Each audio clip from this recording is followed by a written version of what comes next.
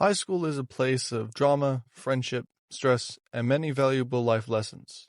Whether you're just starting or trying to make your way through to the end of the year, here are a few things that will hopefully help you navigate this strange 5-year experience we call high school.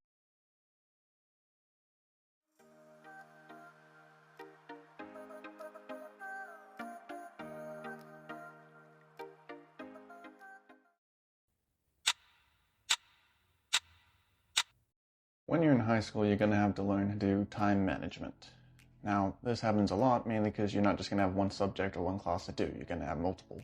And then you have to learn how to manage and what tasks and what assignments are most important to you and which ones you need to do first. The way that I kind of figured out how to do this is just whichever ones are the easiest, do those first, and save the harder ones for later. Now, I'm not saying procrastinate on doing what you need to do, but it's also not a good or a bad thing.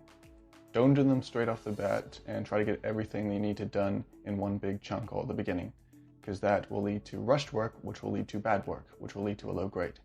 But also don't procrastinate in taking so long to do your work that you end up leaving until the last minute, which will probably cause you, if not more stress, than just getting it done first thing and doing a bad job and then doing it later and then not getting it done in time. Because I suggest not doing that and just doing the stuff in small chunks, and whichever thing is easiest, do that first, and then leave the later stuff until later, but have enough time to finish it so that you don't stress about it later. You ever hear the phrase, smarter, not harder? Well, that's basically referring to this when you're studying. If you're studying hard, yes, you can do that, but if you find a smarter and easier way of doing it, it's going to make it a lot easier for yourself. Now, if you're struggling studying, I think there are two ways that can help you out with that. Number one is just finding a quiet place to study.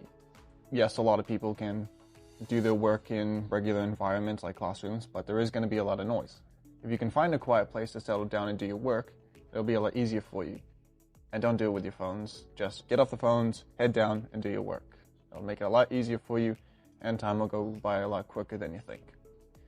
Number two is just the fact that a lot of people have their different ways of retaining information. Me, I'm a kind of practical kind of guy, where I prefer things to be shown to me, both like physically and like written out, and then told how to do it, and then I'll do it that way. If it doesn't work that way, I'll do it my own way. But a lot of people can do it just through visual, just seeing something written down on the whiteboard and then doing it that way. Other people are practical like myself, and other people can just do it through just verbally. So no matter what way you study, if you can find a way for yourself to do it the way that you like and the way it suits you, then that's the best way to do it. Find your own way that you can study, do it smarter, not harder. When you get to high school, there are so many different things you can do. My main suggestion is just, if you're a sporty person, join a sports team or join a club. High school has a lot of them, so if it's something that suits an interest or it's something that you're interested in and have never tried before, I just say go for it. You'll meet people there that have the interest and the hobbies in the club that you are at, and even if they don't, they might be a bit different. And that's the good thing. You'll meet different people. And then eventually you might meet people that have similar interests and similar hobbies that you do, and then you'll get to talking, you'll become friends, and then you'll have a group of people that you can be positive around and be yourself around. And that's the main thing. When you're in high school, everybody wants to fit in. Trust me, I know. But just be yourself. And like I said before, you'll meet people who just accept you for who you are, flaws and all, and you'll get to know them and their flaws and everything like that. And unfortunately, you will meet toxic people, and the best thing to do is just cut them out. Yes, it is bad to lose people that you consider friends, but cutting out toxic people is far more beneficial for you. So when you're in high school, join a club, join a team, get to know people, get to know their likes and hobbies that might suit yours, and then eventually you'll have friends.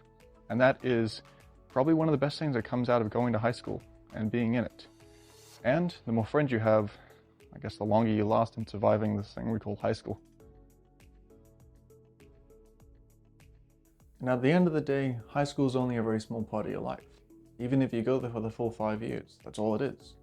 5 years. You've still got a ton more ahead of you. So enjoy it while it lasts, those 5 years that you have. Learn to find a balance between work and fun. You will need to work, you will need to get your grades up and not slack off all the time, but don't overdo it too much. You're gonna burn yourself out. And then don't goof around too much.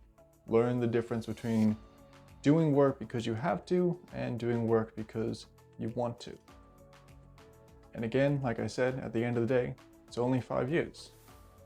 Make friends, make memories, enjoy it while it lasts. Because at the end of the day, it is fun.